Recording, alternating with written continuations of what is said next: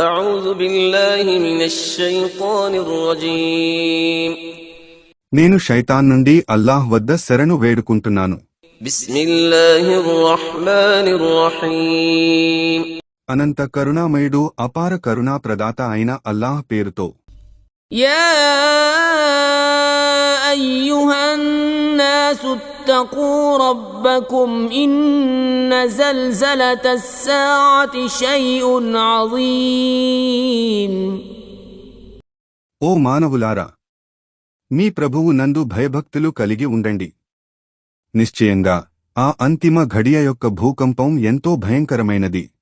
يوم ترونها تذهل كل مرضعة عما أرضعت وتضع كل ذات حمل حملها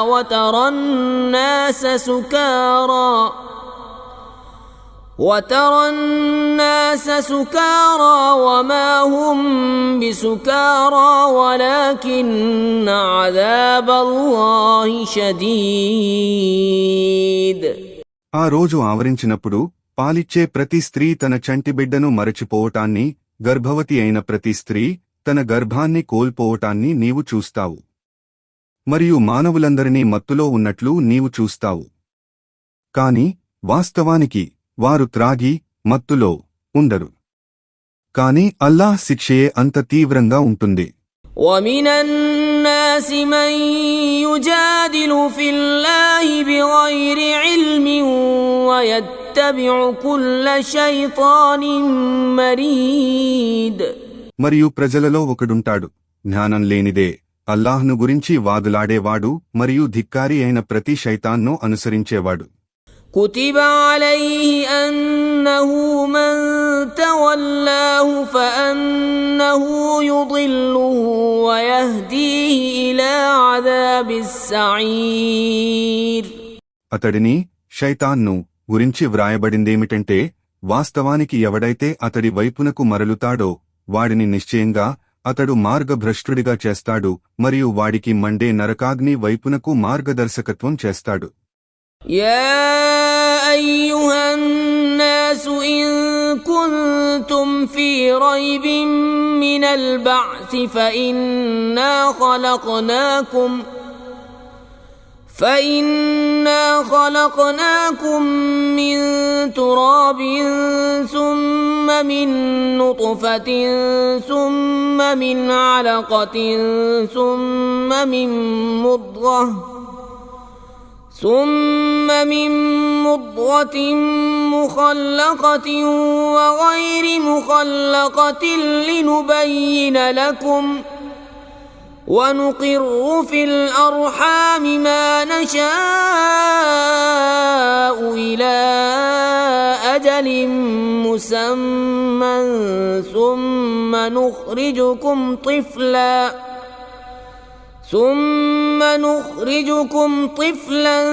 ثم لتبلغوا أشدكم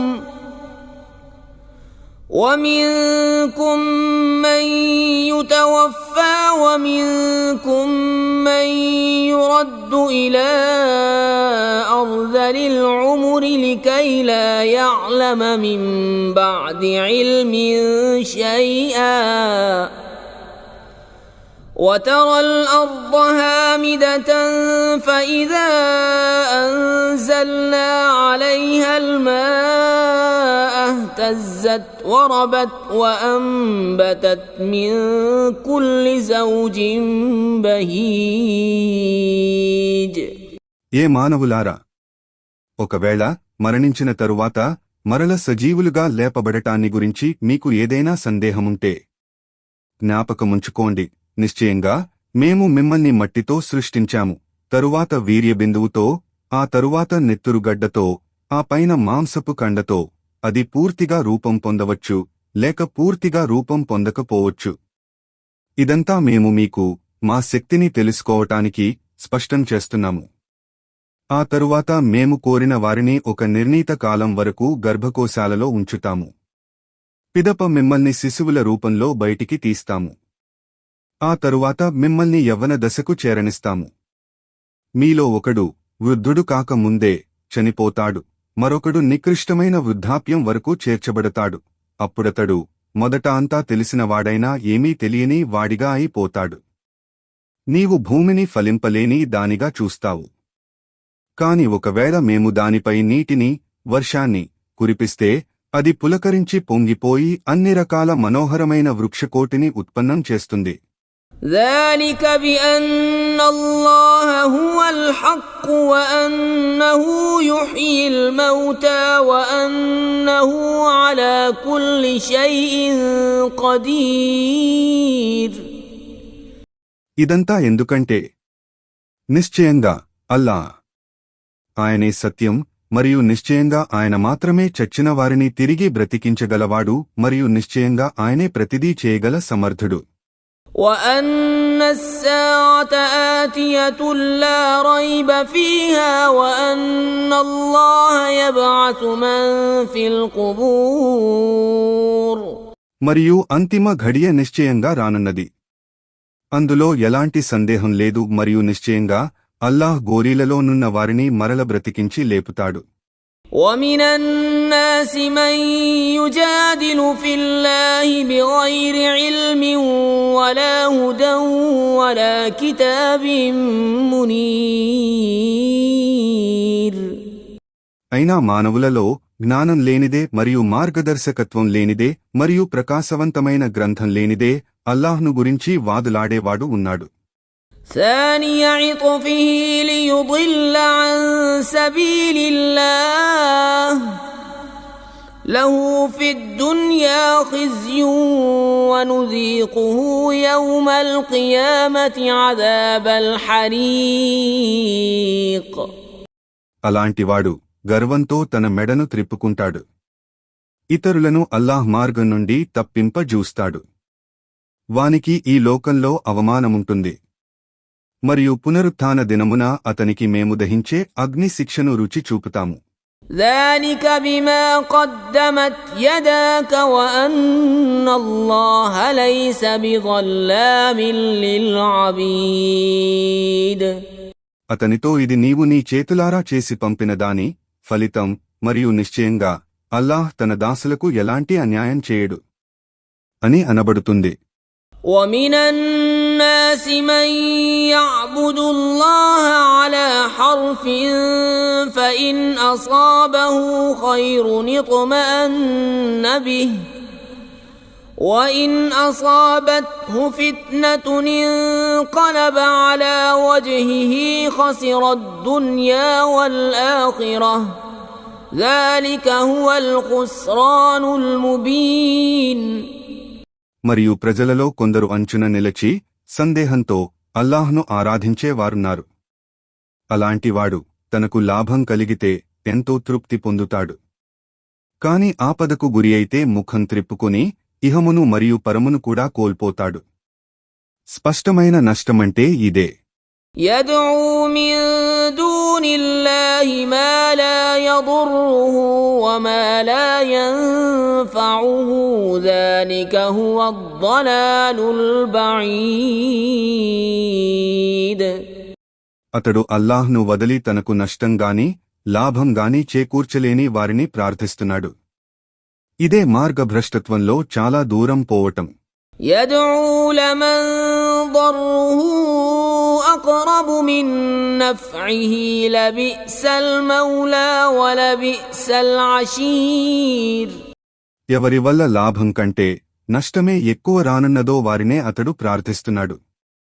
ఎంత నికృష్టుడైన సంరక్షకుడు మరియు ఎంత నికృష్టుడైన అనుచరుడు అషీరు. إن الله يدخل الذين آمنوا وعملوا الصالحات جنات تجري من تحتها الأنهار إن الله يفعل ما يريد. విశ్వసించి సత్కార్యాలు చేసేవారిని అల్లాహ్ నిశ్చయంగా క్రింద సెలయేళ్లు ప్రవహించే స్వర్గవనాలలో ప్రవేశింపజేస్తాడు. నిశ్చయంగా అల్లాహ్ తాను కోరింది చేస్తాడు. من كان يظن أن لن ينصره الله في الدنيا الدنيا والآخرة فليمدد بسبب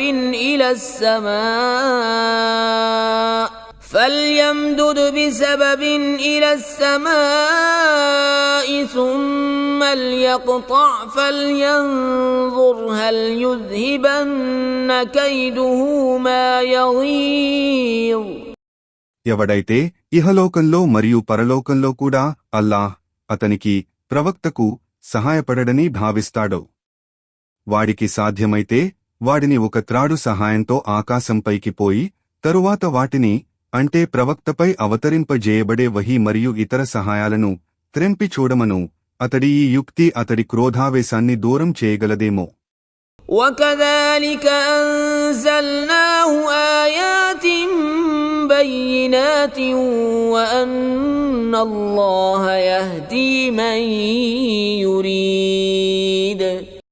మరియు ఈ విధంగా మేము దీనిని ఈ ఖురాన్ను స్పష్టమైన సందేశాలతో అవతరింపజేశాము. మరియు నిశ్చయంగా అల్లాహ్ తాను కోరిన వారికి సన్మార్గం చూపుతాడు.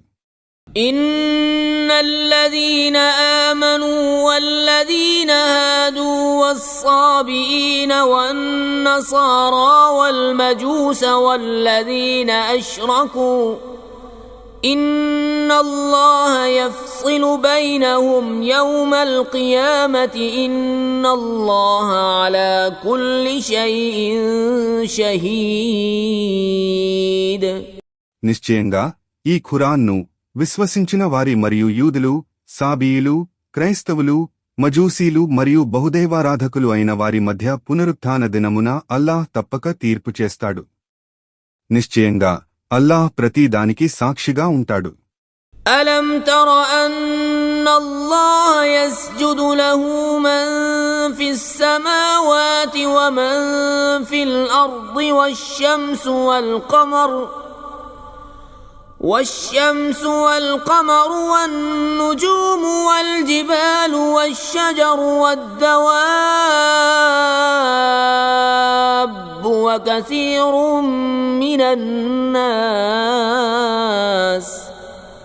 وكثير حق عليه العذاب ومن يهن الله فما له من مكرم إن الله يفعل ما يشاء. ఏమి నీకు తెలియదా? నిశ్చయంగా ఆకాశాలలో ఉన్నవన్నీ మరియు భూమిలో ఉన్నవన్నీ మరియు సూర్యుడు, చంద్రుడు, నక్షత్రాలు, పర్వతాలు, సర్వవృక్షరాశి, సర్వజీవరాశి మరియు ప్రజలలో చాలామంది అల్లాహ్కు సాష్టాంగం సజ్దా చేస్తూ ఉంటారని మరియు చాలా మంది శిక్షకు కూడా గురి అవుతారు. మరియు అల్లాహ్ ఎవడినైతే అవమానం పాలు చేస్తాడో అతడికి గౌరవమిప్పించగలవాడు ఎవ్వడూ లేడు. నిశ్చయంగా అల్లాహ్ తాను కోరిందే చేస్తాడు. هذان خصمان اختصموا في ربهم فالذين كفروا قطعت لهم ثياب من نار يصب من فوق رؤوسهم الحميم. ఆ రెండు విపక్ష తెగలవారు తమ ప్రభువును గురించి వాదులాడారు. కావున వారిలో సత్యతిరస్కారులకు అగ్ని వస్త్రాలు కత్తిరించబడి కుట్టించబడి ఉంటాయి. వారి తలల మీద సలసల కాగే నీరు పోయబడుతుంది.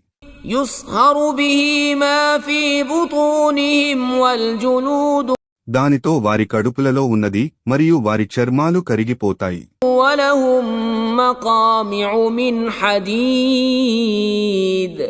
మరియు వారిని శిక్షించటానికి ఇనుప గదలు ఉంటాయి.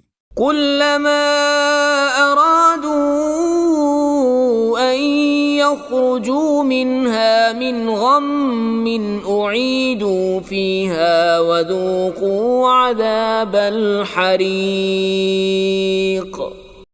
ప్రతిసారి వారు దాని ఆ నరకం నుండి దాని బాధ నుండి బయటపడటానికి ప్రయత్నించి నప్పుడల్లా తిరిగి అందులోకే నెట్టబడతారు. మరియు వారితో నరకాగ్నిని చవి చూడండి అని అనబడుతుంది. إن الله يدخل الذين آمنوا وعملوا الصالحات جنات تجري من تحتها الأنهار يحلون فيها من أساور من ذهب ولؤلؤا ولباسهم فيها حرير. నిశ్చయంగా విశ్వసించి సత్కార్యాలు చేసేవారిని అల్లాహ్ క్రింద సెలయేళ్లు ప్రవహించే స్వర్గవనాలలో ప్రవేశింపజేస్తాడు. అందులో వారికి బంగారం మరియు ముత్యాలతో చేయబడిన కంకణాలు తొడిగింపబడతాయి. అక్కడ వారి కొరకు పట్టు వస్త్రాలు ఉంటాయి. وهدوا إلى الطيب من القول وهدوا إلى صراط الحميد. ఎందుకంటే వారికి మంచి మాటల వైపునకు మార్గదర్శకత్వం చూపబడింది మరియు వారు సర్వస్తోత్రాలకు అర్హుడైన అల్లాహ్ యొక్క మార్గం వైపునకు మార్గదర్శకత్వం పొందారు. إن الذين كفروا ويصدون عن سبيل الله والمسجد الحرام الذي جعلناه للناس سواء العاكف فيه والباد ومن يرد فيه بإلحاد بظلم نذقه من عذاب أليم. నిశ్చయంగా ఎవరైతే సత్యాన్ని తిరస్కరిస్తూ ప్రజలను అల్లాహ్ మార్గం నుండి మస్జిద్ అల్ హరాం నుండి ఆటంకపరుస్తారో దేనికైతే మేము అందరి కొరకు సమానంగా చేసి ఉన్నామో వారు అక్కడ నివసించేవారైనా సరే లేదా బయట నుండి వచ్చిన వారైనా సరే మరియు ఎవరైనా దులో అపవిత్రత మరియు అన్యాయం చేయగోరుతారో అలాంటి వారికి మేము బాధాకరమైన శిక్షను రుచి చూపుతాము. وَإِذْ بَوَّأْنَا لِإِبْرَاهِيمَ مَكَانَ الْبَيْتِ أَلَّا تُشْرِكْ بِي شَيْئًا وَطَهِّرْ بَيْتِيَ لِلطَّائِفِينَ وَالْقَائِمِينَ وَالرُّكَّعِ السُّجُودِ. మరియు మేము ఇబ్రాహీంకు ఈ గృహం కంబహ్ యొక్క స్థలాన్ని నిర్దేశించి చూపుతూ అతనితో ఎవ్వరినీ నాకు సాటిగా భాగస్వాములుగా కల్పించకు మరియు నా గృహాన్ని ప్రదక్షిణ తవాఫ్ చేసేవారి కొరకు నమాజ్ చేసేవారి కొరకు వంగే రుకూఉ మరియు సాష్టాంగం సజ్దా చేసేవారి కొరకు పరిశుద్ధంగా ఉంచు అని అన్నాము. وَأَذِّن فِي النَّاسِ بِالْحَجِّ يَأْتُوكَ رِجَالًا وَعَلَى كُلِّ ضَامِرٍ يَأْتِينَ مِن كُلِّ فَجٍّ عَمِيقٍ. మరియు ప్రజలకు హజ్ యాత్రను గురించి ప్రకటించు. వారు పాదాచారులుగా మరియు ప్రతి బలహీనమైన ఒంటె సవారీ మీద విశాల దూర ప్రాంతాల నుండి మరియు కనుమల నుండి నీ వైపుకు వస్తారు.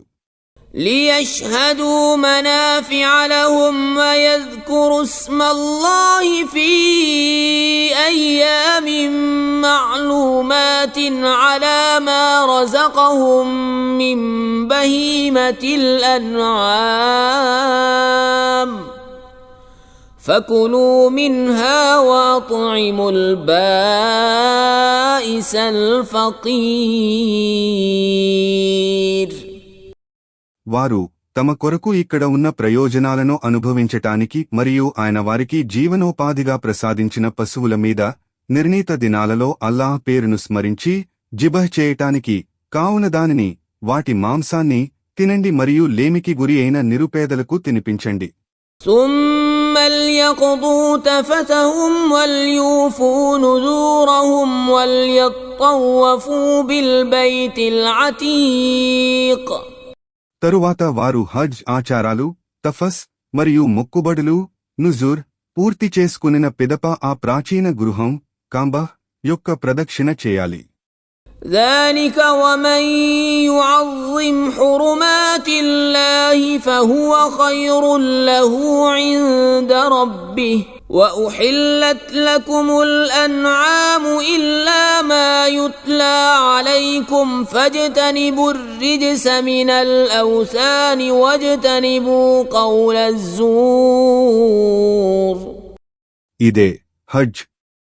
మరియు ఎవడైతే అల్లాహ్ విధించిన నిషేధాలను పవిత్ర నియమానలను ఆదరిస్తాడో అది అతని కొరకు అతని ప్రభువు వద్ద ఎంతో మేలైనది. మరియు మీ కొరకు ఇదివరకు మీకు నిషిద్ధమని చెప్పబడినవి తప్ప ఇతర పశువులన్నీ ధర్మసమ్మతం చేయబడ్డాయి. ఇక మీరు విగ్రహారాధన వంటి మాలిన్యం నుండి దూరంగా ఉండండి మరియు అబద్ధపు బూటకపు మాటల నుండి కూడా దూరంగా ఉండండి. حنفاء لله غير مشركين به ومن يشرك بالله فكأنما خر من السماء فتخطفه الطير أو تهوي به الريح في مكان سحيق. ఏకాగ్రచిత్తంతో ఏకదేవ సిద్ధాంతంతో అల్లాహ్ వైపునకే మరలండి. ఆయనకు సాటి భాగస్వాములను కల్పించకండి. అల్లాహ్కు సాటి కల్పించిన వాని గతి ఆకాశం నుండి క్రింద పడిపోయే దాని వంటిదే. దానిని పక్షులైనా ఎత్తుకుని పోవచ్చు లేదా గాలి అయినా దూర ప్రదేశాలకు ఎగురగొట్టుకుపోవచ్చు. ذلك ومن يعظم شعائر الله فإنها من تقوى القلوب. ఇదే. మరియు ఎవడైతే అల్లాహ్ నియమించిన చిహ్నాలను గౌరవిస్తాడో అది నిశ్చయంగా హృదయాలలో ఉన్న దైవభీతి వల్లనే. لكم فيها منافع إلى أجل مسمى ثم محلها إلى البيت العتيق. ఒక నిర్ణీత కాలం వరకు మీకు వాటిలో ఈ పశువులలో లాభాలున్నాయి. ఆ తరువాత వాటి గమ్యస్థానం ప్రాచీన గృహమే కంబహ్యే. ولكل أمة جعلنا منسكا ليذكروا اسم الله على ما رزقهم من بهيمة الأنعام فإلهكم إله واحد فله أسلموا وبشر المخبتين. మరియు ప్రతి సమాజానికి మేము ధర్మ ఆచారాలు ఖుర్బానీ పద్ధతి నియమించి ఉన్నాము. మేము వారి జీవనోపాధి కొరకు ప్రసాదించిన పశువులను వారు వధించేటప్పుడు అల్లాహ్ పేరును ఉచ్చరించాలి. ఎందుకంటే మీరందరి ఆరాధ్య దైవం ఆ ఏకైక దేవుడు అల్లాహ్. కావున మీరు ఆయనకు మాత్రమే విధేయులై ముస్లింలై ఉండండి. మరియు వినయ విధేయతలు గలవారికి శుభవార్తనివ్వు. الذين إذا ذكر الله وجلت قلوبهم والصابرين على ما أصابهم والمقيم الصلاة ومما رزقناهم ينفقون. వారికి ఎవరి హృదయాలైతే అల్లాహ్ పేరు ఉచ్చరించబడినప్పుడు భయంతో వణికి పోతాయో మరియు ఆపదలలో సహనం వహిస్తారో మరియు నమాజ్ స్థాపిస్తారో మరియు వారికి ప్రసాదించిన జీవనోపాధి నుండి ఇతరులపై ఖర్చు చేస్తారో. والبدن جعلناها لكم من شعائر الله لكم فيها خير فاذكروا اسم الله عليها صواف فإذا وجبت جنوبها فكلوا منها وأطعموا القانع والمعتر كذلك سخرناها لكم لعلكم تشكرون. ఖుర్బానీ పశువులను మేము మీ కొరకు అల్లాహ్ చిహ్నాలుగా చేశాము. మీకు వాటిలో మేలున్నది. కావున వాటిని ఖుర్బానీ కొరకు నిలబెట్టి వాటిపై అల్లాహ్ పేరును ఉచ్చరించండి. అవి ప్రాణం విడిచి ప్రక్కల మీద పడిపోయిన తరువాత మీరు వాటిని తినండి. మరియు యాచించని పేదలకు మరియు యాచించే పేదలకు కూడా తినిపించండి. ఈ విధంగా మేము వాటిని మీకు ఉపయుక్తంగా చేశాము. బహుశా మీరు కృతజ్ఞులవుతారేమోనని. لن ينال الله لحومها ولا دماؤها ولكن يناله التقوى منكم كذلك سخرها لكم لتكبروا الله على ما هداكم وبشر المحسنين. వాటి మాంసం గాని వాటి రక్తం గాని అల్లాహ్కు చేరవు, కాని మీ భయభక్తులే ఆయనకు చేరుతాయి. మీకు సన్మార్గం చూపినందుకు మీరు అల్లాహ్ ఘనతను కొనియాడటానికి ఈ విధంగా ఆయన వాటిని మీకు వశపరిచాడు. సజ్జనులకు శుభవార్తను వినిపించు. ఇన్నల్లాహ యుదాఫిఉ అనిల్లదీన ఆమనూ ఇన్నల్లాహ లా యుహిబ్బు కుల్ల ఖవ్వానిన్ కఫూర్. నిశ్చయంగా అల్లాహ్ విశ్వసించిన వారిని కాపాడుతాడు. నిశ్చయంగా అల్లాహ్ ఏ విశ్వాసఘాతకుణ్ణి మరియు కృతఘ్నుణ్ణి ప్రేమించడు. ఉదిన లిల్లదీన యుకాతలూన బిఅన్నహుం ظులిమూ వఇన్నల్లాహ అలా నస్రిహిం లఖదీర్. తమపై దాడి చేసిన వారితో యుద్ధం చేయటానికి అనుమతి ఇవ్వబడుతోంది, ఎందుకంటే వారు అన్యాయానికి గురి చేయబడ్డారు. నిశ్చయంగా అల్లాహ్ వారికి సహాయం చేయగల సమర్థుడు. الذين أخرجوا من ديارهم بغير حق إلا أن يقولوا ربنا الله ولولا دفع الله الناس بعضهم ببعض لهدمت صوامع وبيع وصلوات ومساجد يذكر فيها اسم الله كثيرا ولينصرن الله من ينصره إن الله لقوي عزيز. వారికి ఎవరైతే కేవలం మా ప్రభువు అల్లా అని అన్నందుకు మాత్రమే అన్యాయంగా తమ ఇండ్ల నుండి తరిమి వేయబడ్డారో, ఒకవేళ అల్లాహ్ ప్రజలను ఒకరి ద్వారా మరొకరిని తొలగిస్తూ ఉండకపోతే క్రైస్తవ సన్యాసుల మఠాలు, చర్చులు, యూదుల ప్రార్థనాలయాలు మరియు మస్జిదులు ఎక్కడైతే అల్లాహ్ పేరు అత్యధికంగా స్మరించబడుతుందో అన్నీ ధ్వంసం చేయబడి ఉండేవి. నిశ్చయంగా తనకు తాను సహాయం చేసుకునే వానికి అల్లాహ్ తప్పకుండా సహాయం చేస్తాడు. నిశ్చయంగా అల్లాహ్ మహాబలవంతుడు, సర్వశక్తిమంతుడు.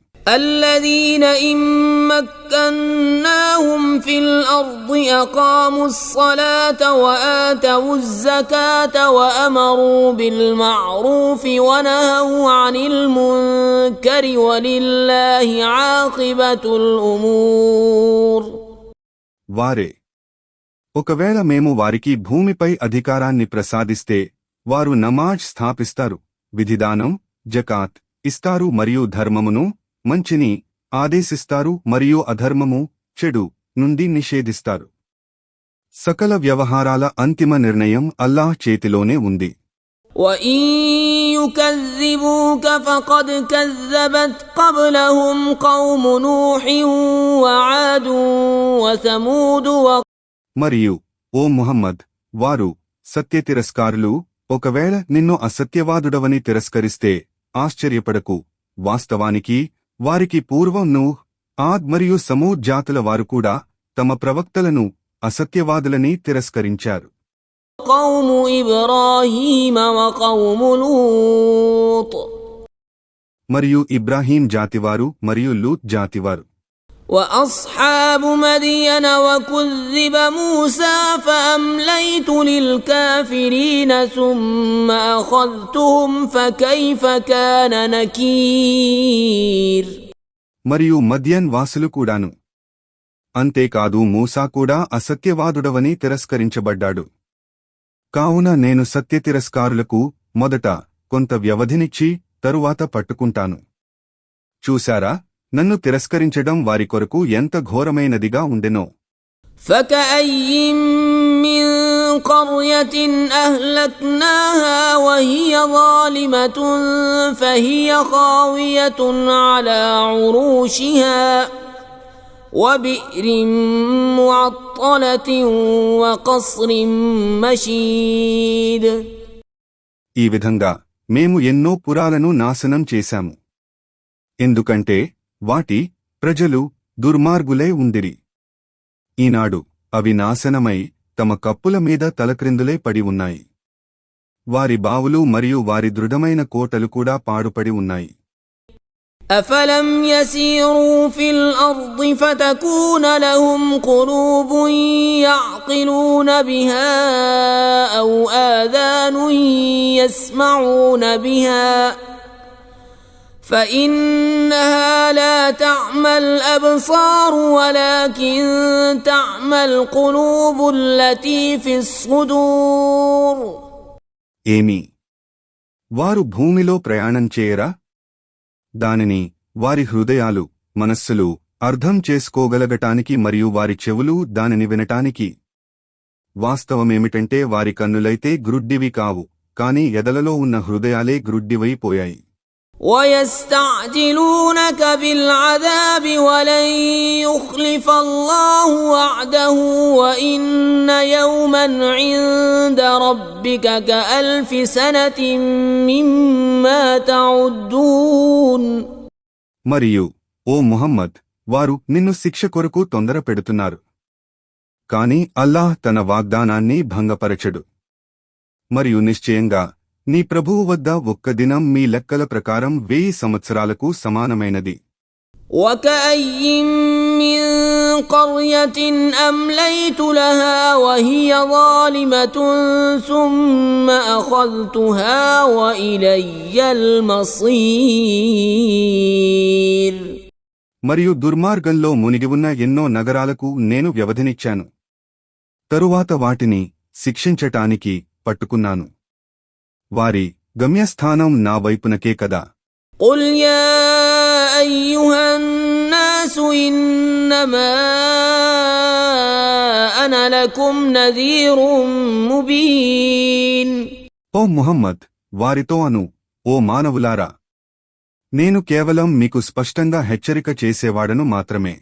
فَالَّذِينَ آمَنُوا وَعَمِلُوا الصَّالِحَاتِ لَهُم مَّغْفِرَةٌ وَرِزْقٌ كَرِيمٌ. కావున ఎవరైతే విశ్వసించి సత్కార్యాలు చేస్తారో వారికి క్షమాపణ మరియు గౌరవప్రదమైన జీవనోపాధి ఉంటాయి. وَالَّذِينَ سَعَوْا فِي آيَاتِنَا مُعَاجِزِينَ أُولَئِكَ أَصْحَابُ الْجَحِيمِ. కాని ఎవరైతే మా సూచనలను కించపరచటానికి ప్రయత్నిస్తారో అలాంటి వారు తప్పక భగభగ మండే నరకాగ్నివాసులవుతారు. وَمَا أَرْسَلْنَا مِن قَبْلِكَ مِن رَّسُولٍ وَلَا نَبِيٍّ إِلَّا إِذَا تَمَنَّىٰ أَلْقَى الشَّيْطَانُ فِي أُمْنِيَّتِهِ فَيَنسَخُ اللَّهُ مَا يُلْقِي الشَّيْطَانُ ثُمَّ يُحْكِمُ اللَّهُ آيَاتِهِ وَاللَّهُ عَلِيمٌ حَكِيمٌ. మరియు ఓ ప్రవక్త, నీకు పూర్వం మేము పంపిన ఏ సందేశహరుడుగాని లేదా ప్రవక్తగాని నా సందేశాన్ని ప్రజలకు అందించగోరినప్పుడు శైతాన్ అతని కోరికలను ఆటంకపరచకుండా ఉండలేదు. కాని శైతాన్ కల్పించిన ఆటంకాలను అల్లాహ్ నిర్మూలించాడు. ఆ తరువాత అల్లాహ్ తన ఆయత్లను స్థిరపరచాడు. మరియు అల్లాహ్ సర్వజ్ఞుడు, మహావివేచనాపరుడు. لِيَجْعَلَ مَا يُلْقِي الشَّيْطَانُ فِتْنَةً لِّلَّذِينَ فِي قُلُوبِهِم مَّرَضٌ وَالْقَاسِيَةِ قُلُوبُهُمْ وَإِنَّ الظَّالِمِينَ لَفِي شِقَاقٍ بَعِيدٍ. ఎవరి హృదయాలలో రోగముందో మరియు ఎవరి హృదయాలు కఠినమైనవో వారికి శైతాన్ కల్పించేవి సందేహాలు ఒక పరీక్షగా చేయబడటానికి. మరియు నిశ్చయంగా ఈ దుర్మార్గులు విరోధంలో చాలా దూరం వెళ్ళిపోయారు.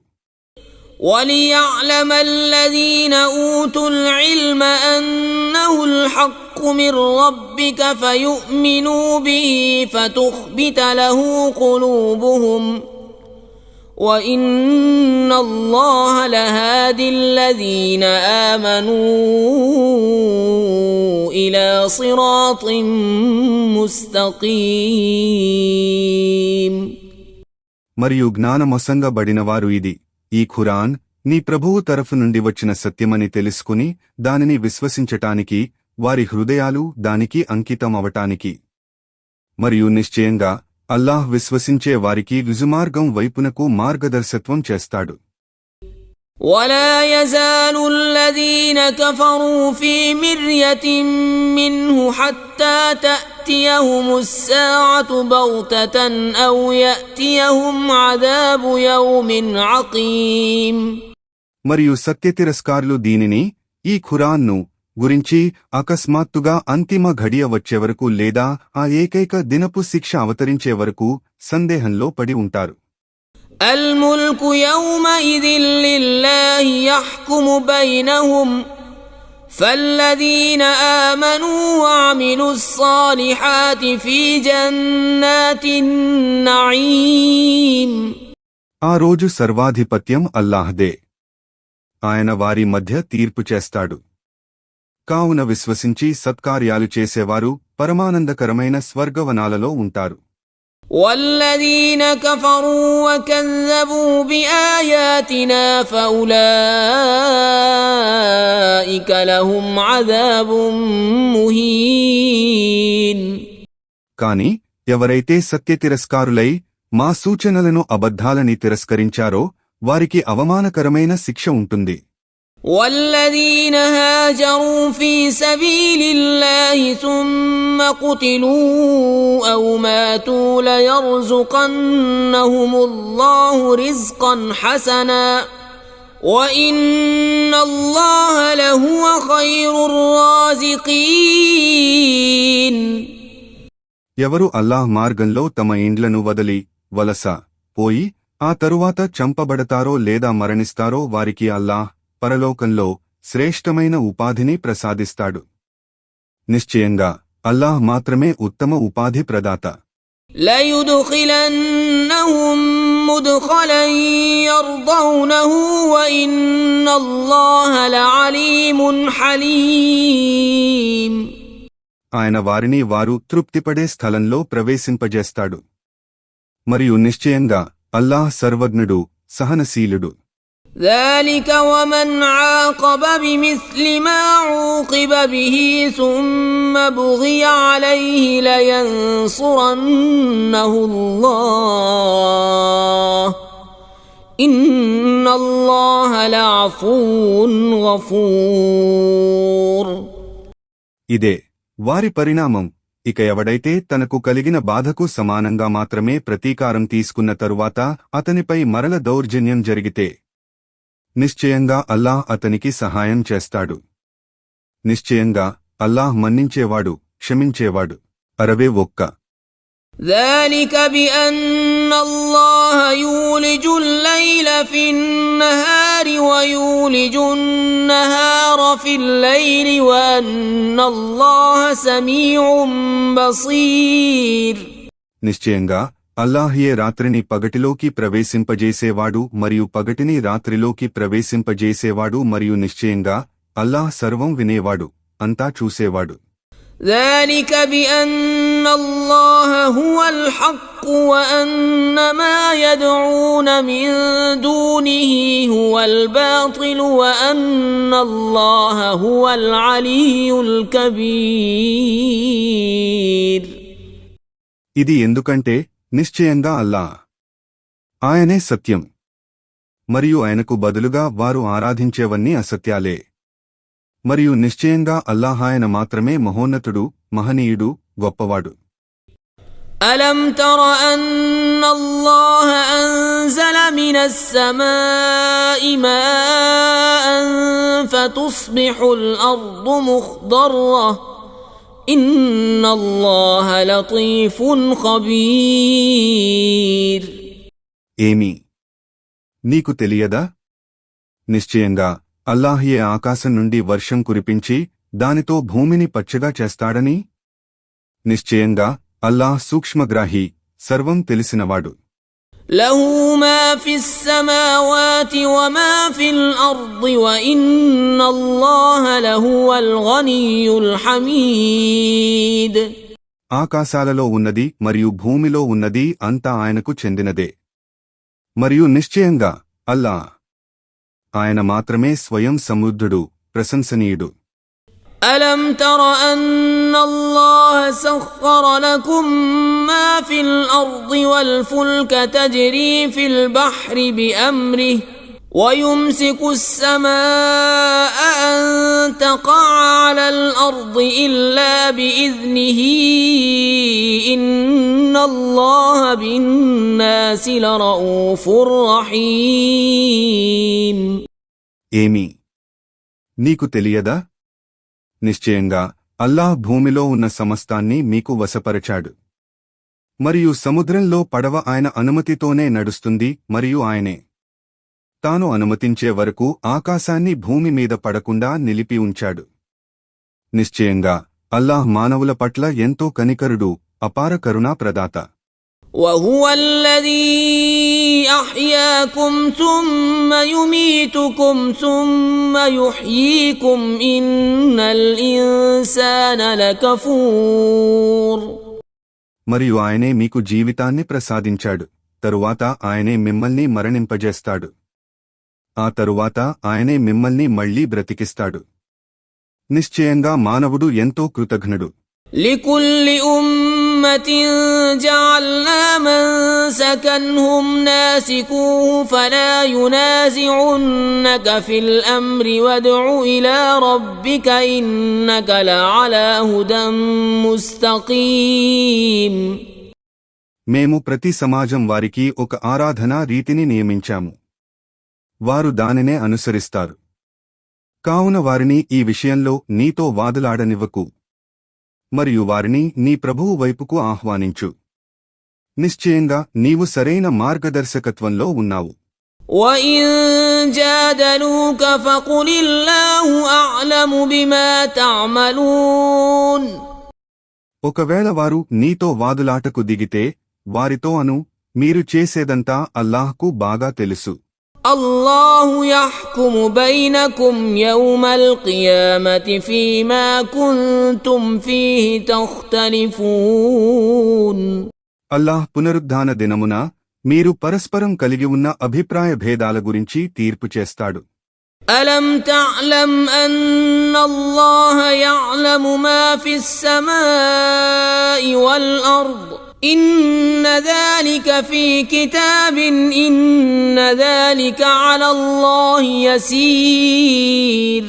ఏమి నీకు తెలియదా? ఆకాశంలో మరియు భూమిలో ఉన్నదంతా అల్లాహ్కు బాగా తెలుసని. నిశ్చయంగా ఇదంతా ఒక గ్రంథంలో వ్రాయబడి ఉంది. నిశ్చయంగా ఇదంతా అల్లాహ్కు చాలా సులభమైనది. ويعبدون من دون الله ما لم ينزل به سلطانا وما ليس لهم به علم وما للظالمين من نصير. మరియు వారు అల్లాహ్ను వదిలి ఇతరులను ఆరాధిస్తున్నారు, దాని కొరకు ఆయన ఎలాంటి నిదర్శనాన్ని అవతరింపజేయలేదు మరియు వారికి సత్యతిరస్కారులకు దానిని గురించి ఎలాంటి జ్ఞానం లేదు. మరియు దుర్మార్గులకు సహాయపడేవాడు ఎవడూ ఉండడు.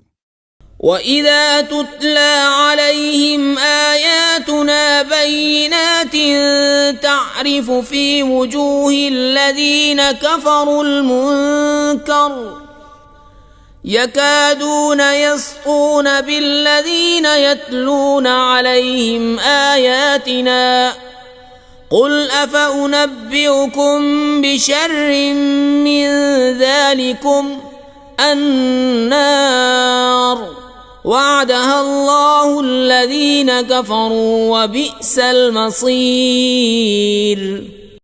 మరియు మా స్పష్టమైన సూచనలు వారికి వినిపించబడినప్పుడు సత్యతిరస్కారుల ముఖాల మీద తిరస్కారాన్ని నీవు గమనిస్తావు. ఇంకా వారు మా సూచనలను వినిపించే వారిపై దాదాపు విరుచుకు పడబోయేవారు. వారితో అను, ఏమీ నేను దీనికంటే ఘోరమైన విషయాన్ని గురించి మీకు తెలుపనా? అది నరకాగ్ని. అల్లాహ్ దానిని సత్యతిరస్కారులకు వాగ్దానం చేసి ఉన్నాడు. మరియు అది ఎంత అధ్వాన్నమైన గమ్యస్థానం.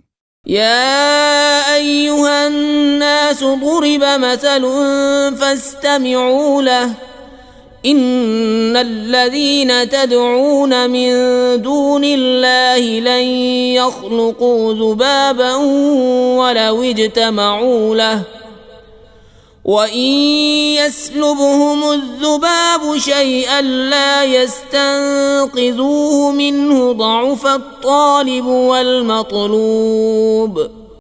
ఓ మానవులారా, ఒక ఉదాహరణ ఇవ్వబడుతోంది, దానిని శ్రద్ధగా వినండి. నిశ్చయంగా మీరు అల్లాహ్ను వదిలి ఎవరినైతే ప్రార్థిస్తున్నారో వారంతా కలిసి ఒక్క ఈగను కూడా సృష్టించలేరు. మరియు ఒకవేళ ఆ ఈగ వారి నుండి ఏమైనా లాక్కునిపోయినా వారు ఆ ఈగ నుండి విడిపించుకోనూ లేరు. ఎంత బలహీనులు ఈ అర్థించేవారు మరియు అర్థించబడేవారు. ما قدر الله حق قدره إن الله لقوي عزيز. అల్లాహ్ ఘనతను వారు గుర్తించవలసిన విధంగా గుర్తించలేదు. వాస్తవానికి అల్లాహ్ మహాబలవంతుడు, సర్వశక్తిమంతుడు. الله يصطفي من الملائكة رسلا ومن الناس إن الله سميع بصير. అల్లాహ్ దేవదూతల నుండి మానవుల నుండి తన సందేశహరులను ఎన్నుకుంటాడు. నిశ్చయంగా అల్లాహ్ సర్వం వినేవాడు, అంతా చూసేవాడు. يعلم ما بين أيديهم وما خلفهم وإلى الله ترجع الأمور. ఆయనకు వారికి ప్రత్యక్షంగా ఉన్నది మరియు వారికి పరోక్షంగా ఉన్నది అంతా తెలుసు. మరియు అన్ని వ్యవహారాలు పరిష్కారానికి అల్లాహ్ వైపునకే మరలింపబడతాయి. يا أيها الذين آمنوا اركعوا واسجدوا واعبدوا ربكم وافعلوا الخير لعلكم تفلحون. ఓ విశ్వాసులారా, మీ ప్రభువు సన్నిధిలో వంగండి, రుకూ చేయండి, సాష్టాంగం సజ్దా చేయండి మరియు మీ ప్రభువునే ఆరాధించండి మరియు మంచి పనులు చేయండి, అప్పుడే మీరు సాఫల్యం పొందుతారు. وجاهدوا في الله حق جهاده هو اجتباكم وما جعل عليكم في الدين من حرج ملة أبيكم إبراهيم هو سماكم المسلمين من قبل وفي هذا ليكون الرسول شهيدا عليكم وتكونوا شهداء على الناس فأقيموا الصلاة وآتوا الزكاة واعتصموا بالله هو مولاكم فنعم المولى ونعم النصير. మరియు అల్లాహ్ మార్గంలో పోరాడవలసిన విధంగా ధర్మ పోరాటం చేయండి. ఆయన మిమ్మల్ని ఎన్నుకున్నాడు మరియు ఆయన ధర్మం విషయంలో మీకు ఎలాంటి ఇబ్బంది కలిగించలేదు. ఇది మీ తండ్రి ఇబ్రాహీం మతమే. ఆయన మొదటి నుండి మీకు అల్లాహ్కు విధేయులు, ముస్లింలు అని పేరు పెట్టాడు. దీనికై మీ సందేశహరుడు మీకు సాక్షిగా ఉండటానికి మరియు మీరు ప్రజలకు సాక్షులుగా ఉండటానికి. కావున నమాజ్ స్థాపించండి, విధిదానం జకాత్ ఇవ్వండి మరియు అల్లాహ్తో గట్టి సంబంధం కలిగి ఉండండి. ఆయనే మీ సంరక్షకుడు, ఎంత శ్రేష్టమైన సంరక్షకుడు మరియు ఎంత ఉత్తమ సహాయకుడు. జజాకుం అల్లాహ్ ఖైర్.